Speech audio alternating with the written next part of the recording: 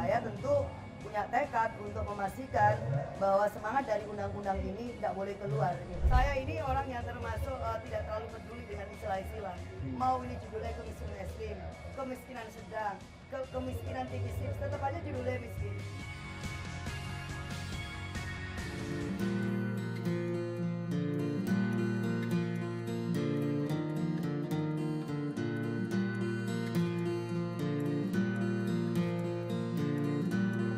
Assalamualaikum, Mbak Lulu. Mohon maaf mengganggu loh. Iya, saya boleh duduk kan? Oh, jelas. Boleh ya. Monggo. Saya tanya boleh duduk tapi sudah duduk duluan. Tapi ada memang asli emang dari kok Jakarta ya. Jakarta, Jam berapa Mbak? tadi? Pagi. Jam berapa penerbangan? Jam setengah 6.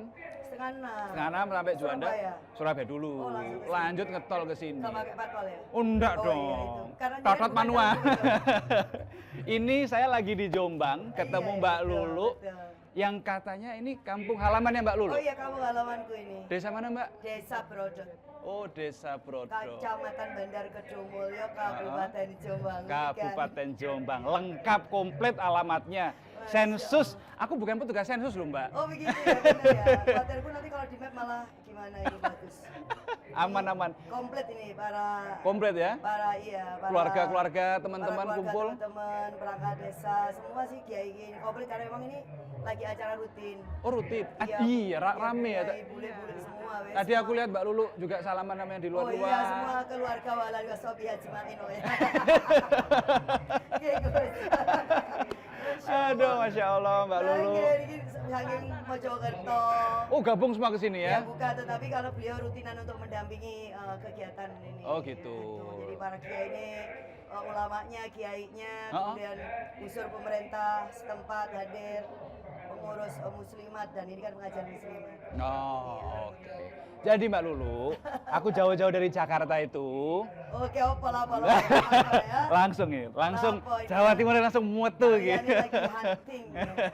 Aku tuh pengen tahu, Mbak Lulu Oke. ini kan maju Pilgub Jatim, Oke, ya toh Mbak. betul. Nah, sebelum tanya yang serius-serius banget yang udah aku siapin, aku pengen tahu Jombang itu lah ponpes ya Mbak ya. Iya, pakai banget. Nah, Mbak Lulu itu, Ratusan.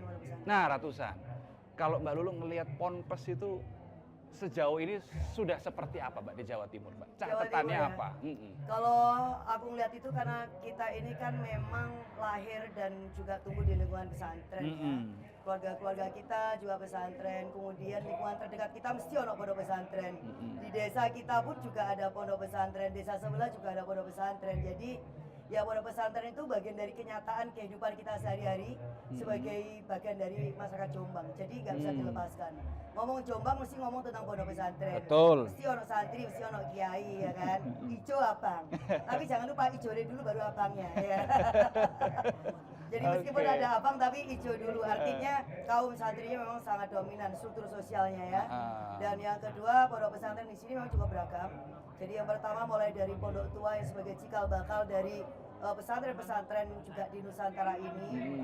Kemudian juga tumbuh pesantren-pesantren menengah, pesantren cilik, bahkan juga pesantren-pesantren rintisan, bahkan ada yang pesantren yang nggak ada santri mukim tapi pulang, santri kalong. Oh, oke. Nah, itu juga ada model seperti itu. Yeah. Namun apapun bentuk dan jenisnya, pondok pesantren ini sebagai lembaga pendidikan yang tertua di Indonesia dan Betul. punya kontribusi sangat penting dalam membangun karakter, kemudian kecintaan pada tanah air, berkontribusi kepada semangat kejuangan, dan juga pesantren itu sebagai lembaga dakwah yang sangat-sangat penting untuk mengajarkan dan mengkabarkan tentang Islam yang damai, Islam yang ramah, Islam yang yang selalu cocok lah dengan kehidupan sehari-hari untuk konteksnya Kemasyarakatan masyarakat ya. di Jawa. Iya, jadi kan tidak bertentangan. Iya, iya, Jadi iya. pondok pesantren itu ya pasti tumbuh dari tengah-tengah masyarakat dan kemudian kehidupannya ya pasti nyatu di masyarakat. Bahkan beberapa pesantren juga sekaligus petani kayak gitu loh. Jadi Iya, pondok iya, pesantren iya, itu iya. ya sekaligus juga petani kayak subuh saya tadi Gusnya juga mungkin ya. Jadi pasti gitu ya, Iya, tetap iya. tetap bertani, tetap makarya, tetap bekerja seperti juga masyarakat di lingkungan sekitarnya, tapi kemudian memang mengembangkan lembaga dakwahnya, pendidikan. Nah, itu yang kemudian kita adopsi kan ketika kita memperjuangkan undang-undang pesantren karena kita melihat dari dekat seperti apa pondok pesantren. Apa Mbak? PR yang terbesar itu apa? Di Ya pondok PR-nya pesantren? sekarang kan gini, kita kan udah punya undang-undang pesantren. Oke. Yang kebetulan itu diusulkan oleh fraksi PKB. Nah, di dalam undang-undang pesantren ini kita mengakui ada 3 hal yang utama. Apa itu? Pondok pesantren sebagai lembaga pendidikan Islam. Betul. Itu artinya berarti harus kuat ya, harus bagus, harus berkualitas. Mulai dari kurikulumnya, kemudian juga budaya yang dikembangkan, lingkungannya ya, daya dukung pesantren, termasuk kemudian juga sarana prasarannya ya harus maju dong. Jangan kemudian mentang-mentang pesantren selalu sak rubuh-rubuh ya gak apa-apa ya, jangan ya kan. Karena itu nggak manusia dan nggak bagus juga untuk kehidupan belajar di sana. Terus yang kedua, pesantren sebagai lembaga dakwah. Nah, kemudian yang ketiga, pesantren sebagai lembaga keekonomian atau pemberdayaan masyarakat. Oke. Nah, tetapi di situ ada mandatoris kepada pemerintah. Jadi ada mandat dan juga kewajiban yang harus dilakukan oleh pemerintah. Antara lain apa? Memfasilitasi, mendukung, ya, kemudian membantu baik yang terkait dengan pengembangan pendidikannya, kelembagaannya, kemudian juga sarana prasarananya, termasuk juga pengembangan skill para santrinya dan kesejahteraan pondok pesantren secara keseluruhan. Nah, ini yang menurut saya yang harus kita sama-sama kritisin. Apakah semangat undang-undang itu sudah kemudian diterjemahkan dengan sangat baik oleh pemerintah yang ada di Jawa Timur, mulai dari gubernurnya sampai kemudian bupati dan wali kota, karena ini adalah amanat undang-undang. Nah, saya tentu punya tekad untuk memastikan bahwa semangat dari undang-undang ini tidak boleh keluar gitu. Artinya apa? Pemerintah harus hadir. Anggaran APBD di Jawa Timur itu harus kita pastikan untuk bisa mendukung agar pondok pesantren ini bisa merdeka. Merdeka secara finansial ya, ada keekonomian, kemudian juga ada UMKM yang tumbuh, ada inkubasi bisnis. Sisi lain kemudian santripreneur juga ditumbuhkan tapi juga didampingin ya kan. Nah, namun demikian ya pondok pesantren sudah nggak bisa juga ketinggalan dengan perkembangan revolusi informasi teknologi. Exactly. Jadi istilah pesantren melek digital itu penting untuk harus adaptasi juga ya sama zaman ya. Oh iya dong, karena santri kita itu udah lintas batas. Dia belajar di situ tetapi dunianya udah bisa nyebrang kemana-mana.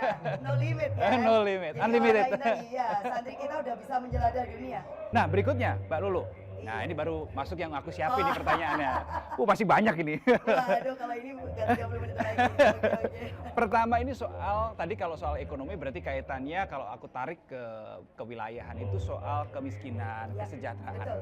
Apa yang paling Mbak Lulu soroti soal kemiskinan di Jawa Timur? Apa yang nanti akan dilakukan jika terpilih menjadi gubernur? Iya, gubernur yang sekarang itu selalu mengklaim bahwa mereka ini paling berhasil menurunkan kemiskinan, tetapi selalu yang disampaikan adalah kemiskinan ekstrim. Saya ini orang yang termasuk tidak terlalu peduli dengan istilah-istilah. Mau ini judulnya kemiskinan ekstrim, kemiskinan sedang, kemiskinan tipis-tipis, tetap aja judulnya miskin. Artinya, kalaupun toh misalnya itu disebutkan bahwa angka kemiskinan ekstrim itu misalnya itu bisa diturunkan, tetap saja warga yang miskin di Jawa Timur itu masih banyak. Dan angka kemiskinan warga yang miskin di Jawa Timur masih tertinggi se-Indonesia. Itu tetap aja miskin, mau apapun namanya. Yang ekstrim enggak, mau yang setengah ekstrim, tapi tetap aja warga miskin. Sehingga cara kita melihat problem itu akhirnya bisa adil kalau kemudian kita melihat bahwa problem masyarakat kita yang miskin, apapun jenis kemiskinannya itu, selama dia masih tetap juga miskin, maka dia tetap harus kita pandang sebagai satu pekerjaan yang harus kita tuntaskan. Dan itu menjadi ukuran bagi kerja-kerja gubernur. Lalu ada problem soal kesenjangan antar wilayah, antar kota, dan itu memang berkorelasi dengan di mana kantong-kantong kemiskinan ini berada. Berarti selama 5 tahun ini tidak banyak berubah, Mas. Kantong-kantong kemiskinan kita di mana coba? Daerah sekitar Madura. Bahkan Bangkalan aja. Masih di sana ya kantongnya. Bangkalan aja yang seharusnya itu masuk daerah gerbang Kartasusila ya kan. Ternyata itu juga punya problem tentang kantong kemiskinan yang serius juga. Padahal itu dekat sama Surabaya tuh ya. Iya, dekat dengan Surabaya, tinggal nyebrang pakai Suramadu. Ternyata itu enggak, ya kan? Oke, kemiskinan itu 3 kabupaten di Madura itu bahkan kabupaten yang angka kemiskinannya tertinggi di Jawa, ya kan? Kemudian daerah lingkar selatan seperti di Pacitan itu juga masih sangat tinggi, ya. Kemudian kita bicara tentang Trenggalek yang walaupun ya kayak gitu. kemudian terus sampai kemudian nanti kita ke daerah Mataraman ya, kemudian di daerah Tapal Kuda. Nah, terus kalau misalkan kan ada nih, ada setidaknya ada 2 cara besar begitu ya, Mbak ya. Kalau mengatasi kemiskinan, biasanya yang saya lihat ini ngasih ikan atau ngasih pancing. Nah, ini kan pertanyaan yang paling umum begitu. Kalau Mbak Lulu gimana? Ayam atau telur gitu. Ayam atau telur. Gimana kalau untuk mengatasi kemiskinan? Ya, kalau menurut saya ya tergantung. Yang pertama yang harus kita pahamin adalah sebab dari sebuah kemiskinan dan situasi apa yang membuat kemudian orang itu menjadi miskin. Ada kemiskinan memang faktornya memang benar-benar struktural, ada yang kemiskinan itu memang faktornya katakanlah keterisolasian geografis misalnya, ada juga yang kemiskinan faktor-faktor yang lain. Maka ini kan perlu kita lihat, bencana alam bisa membuat kemiskinan. Betul, kan? setuju. Itu yang semula misalnya makmur aja ya kan, tetapi kemudian bisa terjadi. Maka itu yang perlu kita lihat. Penting untuk memahami aspek baik itu melihat kemiskinan secara ekonomik, politiknya, kemudian aspek sosiologisnya ya, kemudian juga aspek culturalnya, baru kemudian kita menentukan intervensi apa yang paling tepat untuk mengatasi kemiskinan ini. Oke, berarti kalau ikan atau pancing ngelihat dulu masalahnya apa? Oke. Kalau misalnya di situ problemnya adalah butuh ikan nih misalnya, ikan itu kira-kira berarti menyelesaikan masalah kemiskinan yang seketika, yang sangat parah. Kalau orang nggak dikasih ikan, maka dia mungkin akan mati, ya kan gitu. Makanya harus dikasih ikan dong. Tetapi kemudian dia juga diberikan alat, dikasih modal hidup, dikasih modal kerja. Untuk survival. Exactly. Karena apa? Karena dia tidak terus-menerus berada di dalam asupan untuk mendapatkan ikan. Kalau ikan kan temporary, ya. Betul. Jangka pendek ya. Jangka pendek banget kan. Ikan sehari 2 hari, habis itu juga busuk juga. Kira-kira kayak seperti itu. Dan ini tuh manusia loh. Yang punya daya cipta, daya pikir dan seterusnya. Yang hanya mungkin dikasih ikan itu adalah mereka yang benar-benar powerless. Yang namanya masyarakat di Jawa Timur ini itu kan mayoritas tetap aja kita sebut ya masih agraris lah. Masih tetap petani. 42% itu lebih kurang itu angkatan kerja kita terkonsentrasi di area pertanian. Tetapi apa yang kemudian dilakukan oleh pemerintah Jawa Timur untuk pertanian? Anggaran untuk pertanian tidak lebih dari 4% dari total 33 triliun. Sekarang itu bahkan yang namanya pertanian kita itu minus 7%. Minus 7% loh Mas. Logikanya itu kan tumbuh dong, yang namanya jumlah penduduk itu naik, kebutuhan akan pangan itu juga naik, nggak pernah berkurang, nggak pernah berhenti. Tapi kemudian Jawa Timur sebagai lumbung pangan yang sangat besar, justru pertumbuhan ekonominya itu minus. Masih menghasilkan tapi minus. Itu artinya ada pengurangan produksi, ya kan? Dan ini pasti konsekuensinya paralel dengan kesejahteraannya. Jadi jangan kemudian hari ini produktivitasnya turun, pertumbuhannya minus 7%, tiba-tiba yang dibilang apa? El Nino. Yang disalahkan El Nino. Oh, ada karena kekeringan panjang. Lah, kekeringan panjang itu kan udah diprediksi puluhan tahun yang lalu. Nah, makanya Mbak Lulu datang nih. Iya, makanya datang, kita beresin yang kayak gini-gini. Mantan alumni Komisi 4. Ini dia, DPR RI jadi calon di eksekutif di Jawa Timur ya, begini ini nih. Habis itu yang lain, yang kedua memang kekuatan kita tetap harus terus memperkuat sektor UMKM ya, karena oh ya, backbone itu soalnya. Ya, itu penting banget. Di Jawa Timur itu konon ada 9,6 juta UMKM. Tetapi lagi-lagi problemnya adalah yang terdaftar hanya 1,5 juta. Itu artinya terdaftar di mana maksudnya? Iya, terdaftar itu sekarang kan memang semua UMKM kan harus diregistrasi, harus punya nomor induk ya kan. Itu bagian dari kerja pemerintah. Jadi melalui Kementerian UMKM, Dinas UMKM sama investasi daerah. Ini harus mendata UMKM. Nah, berarti ini ada pekerjaan yang lalat nih. Sehingga loh, kok 9 juta tapi kok yang terdata cuma 1,5 juta. Apa konsekuensinya? UMKM kalau ingin punya akses permodalan ya kan, dia itu harus terdata lebih dahulu. Berarti kalau UMKM tidak terdata, dia akan terhambat aksesnya permodalan. Makanya ketika saya bilang, oke, saya mau kasih intervensi kebijakan untuk UMKM. Problemnya UMKM itu bukan ingin, Mbak, kasih dong kita modal gratis, bukan. Tetapi akses permodalan yang mudah, tidak berbelit, tidak ribet. Nah, kita akhirnya hitung-hitungan, Mas. Kalau UMKM 1,5 juta, itu katakanlah yang kecil, itu segitulah ya. lalu dia butuh permodalan katakanlah sampai 25 juta. Kalau bunganya itu 6%, kita udah ketemu angkanya. Kalau misalkan bunga 6% itu bisa kita selesaikan, ya kan, kita subsidi, saya kira itu akan membantu para pelaku UMKM banyak. Dan mereka mendapatkan pendampingan, ya kan? Dapat pendampingan, dimudahkan aksesnya, nah baru kemudian kita pertemukan dengan akses pasarnya.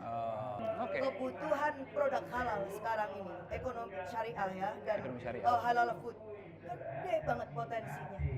Tapi sayang kalau kemudian ini tidak dikonsolidasi menjadi bagian dari kekuatan Jawa Timur untuk bisa mengisi pasar halal food itu, ya kan, baik itu yang skupnya nasional, khususnya lagi ya untuk yang luar negeri gitu loh.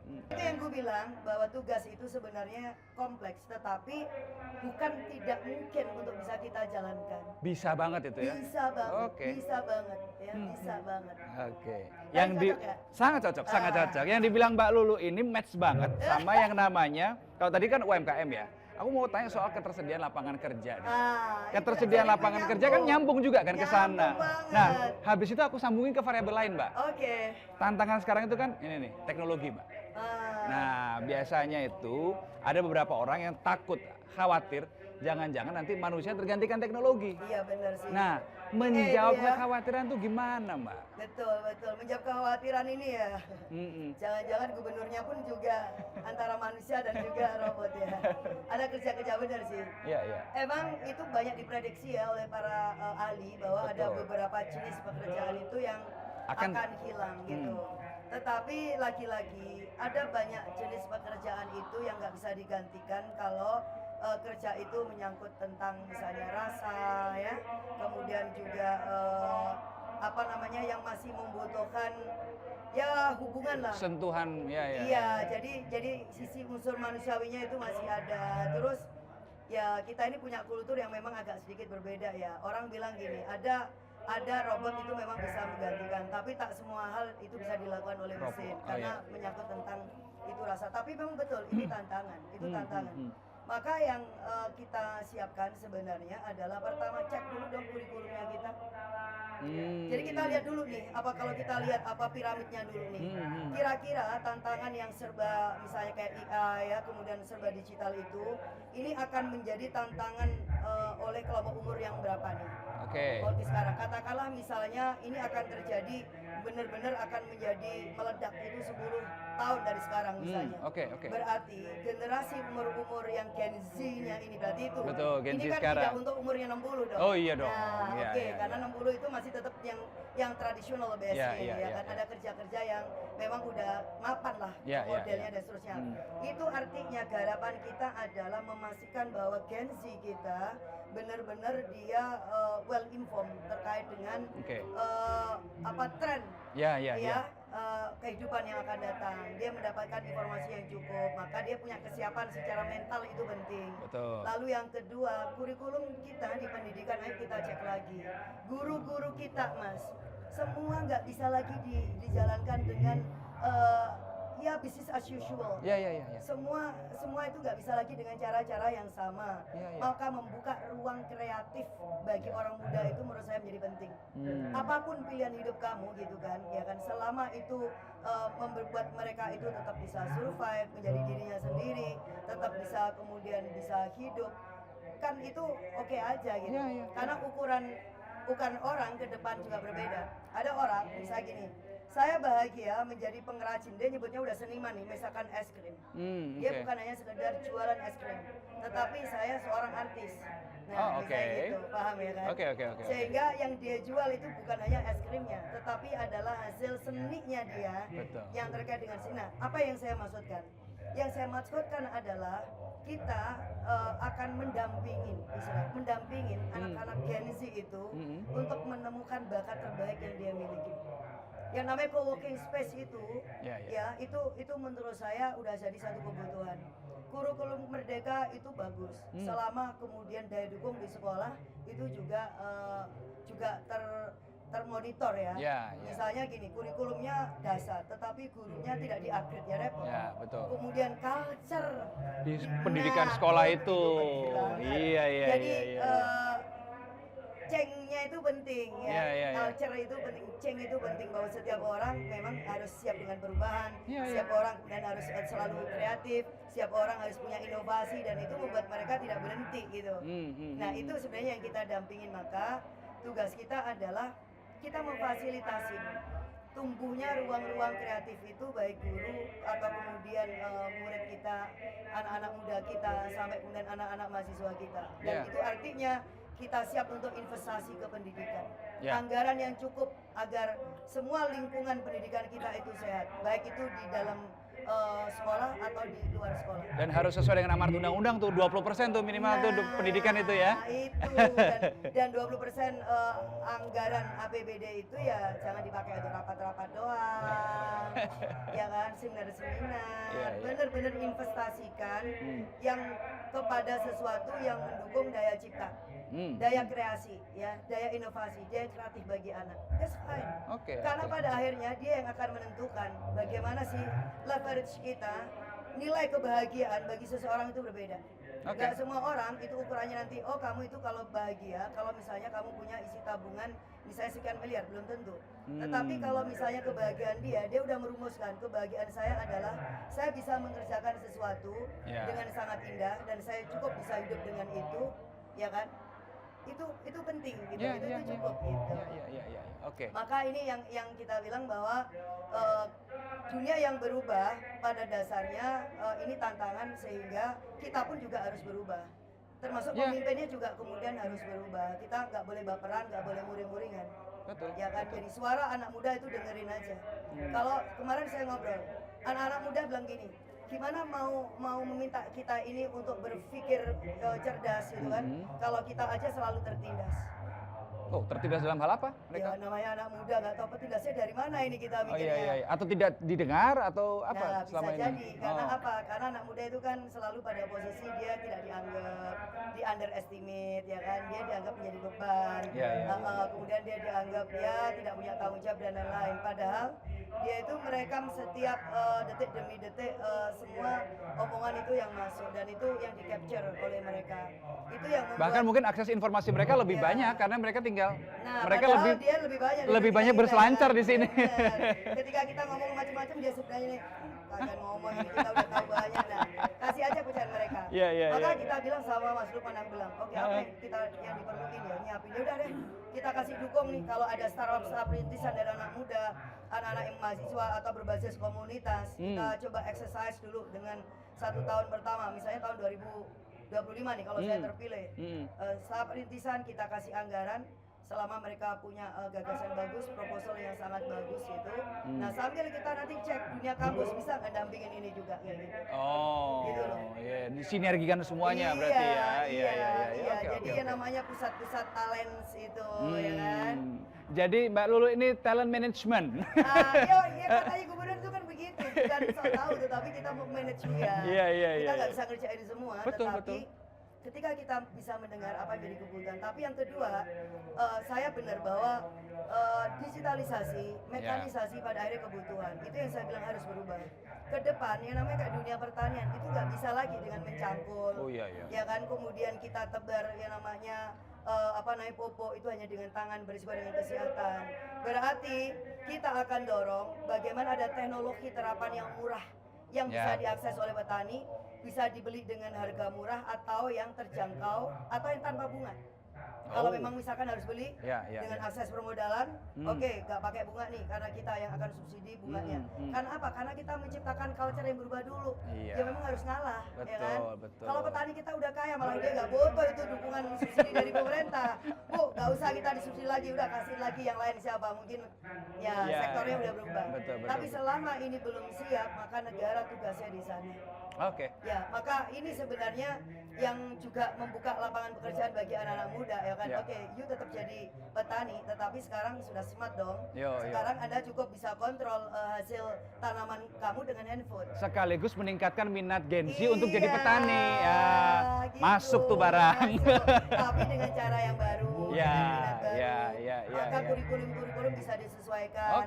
Yang namanya kayak model sekolah-sekolah lapang yang berbasis kepada khasana dan kekayaan lokal itu penting. Kayak saya di Trenggalek, Mas. Ini masih konteksnya sama soal pekerjaan. Siapa yang bilang nggak semua hal tentu mengkhawatirkan, itu juga peluang. Kayak di Tenggala itu kan daerah-daerah perikanan, kemudian juga di Lumajang dan lain-lain, ya Puncar, kemudian di Gresik. Tetapi kemudian rantai dinginnya kagak ada. Jadi ketika rantai dingin nggak ada, ya udah nelayan kalau lagi panen berlimpah, selebihnya udah buang aja ke jalanan. Karena apa? Karena tidak bisa keserap, nggak bisa tempat untuk nyimpen. Nggak ada cold storage-nya. Iya, nggak ada cold storage-nya. Tidak ada juga pengolahan pasca panen, misalnya yang bisa ditumbuhkan. Mau bikin UMKM berbasis hasil olahan ikan, nggak ada cold storage besar yang bisa tamu UMKM, bisa jadi frozen food, dan itu bisa diekspor sebenarnya. Nah, kenapa kita tidak hadir di sana? Ya kan? Biar sekolah-sekolah perikanan itu juga kemudian ada manfaatnya. Kan? Lalu juga saya bilang kayak gini, tidak apa-apa sedikit cerita ya. Tidak apa-apa, boleh. Bahwa ada yang konsepnya itu tantangan tapi juga peluang. Iya. Di Trenggalek sama Lumajang itu adalah daerah penghasil BBL yang terbaik. Benih-benih lobster, oke? Tetapi kalau sampai tahu bahwa BBL, benih-benih lobster kita itu diekspornya kemana? Ke Vietnam.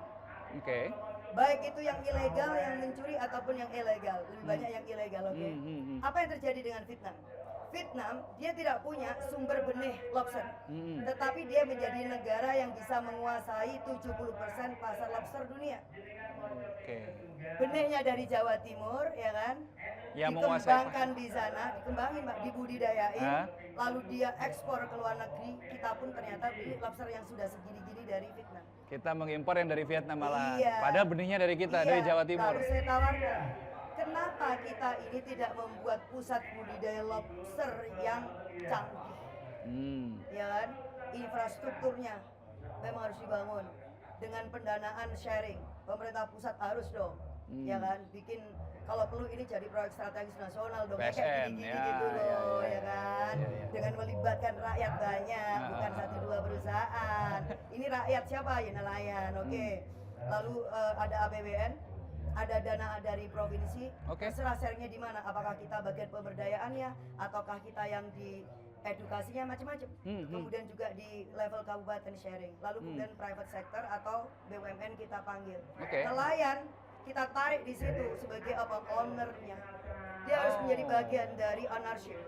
Supaya ada sense of belonging di situ ya. Itu namanya kita tidak mengeksploitasi nelayan, terus-menerus menjadikan mereka cuma buruh tapi kemudian hasil terbanyak dari proses produksi itu hanya kepada pengusaha.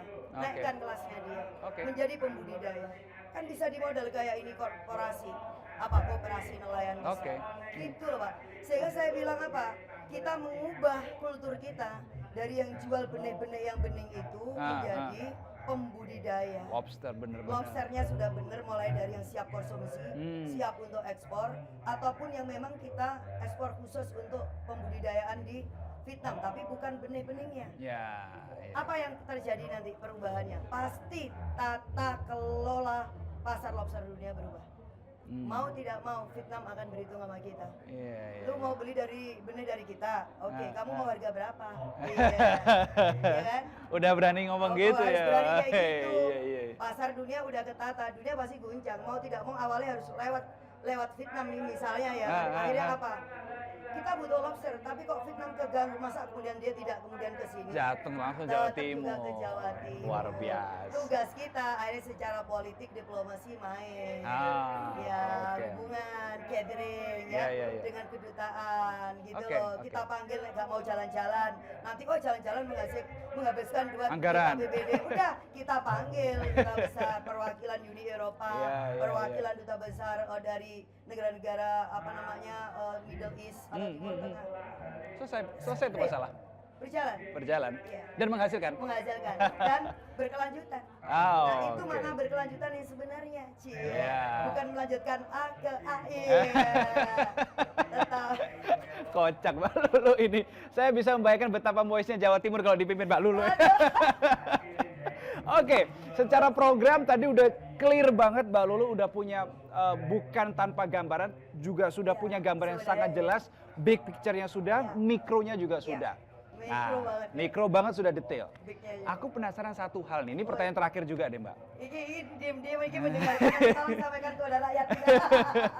Jadi gini Mbak, kita di Jawa Tim ini kan 3 paslon. Oh, ya toh. Mbak Lulu, Mas Lukman, kemudian Bu Khofifah, Mas Emil, dan juga Bu Risma, Gus Hans.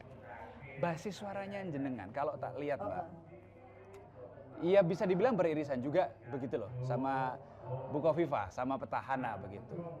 Di sisi lain, petahana juga didukung oleh koalisi yang cukup besar. Sangat gemoy. Gimana melihat keberirisan?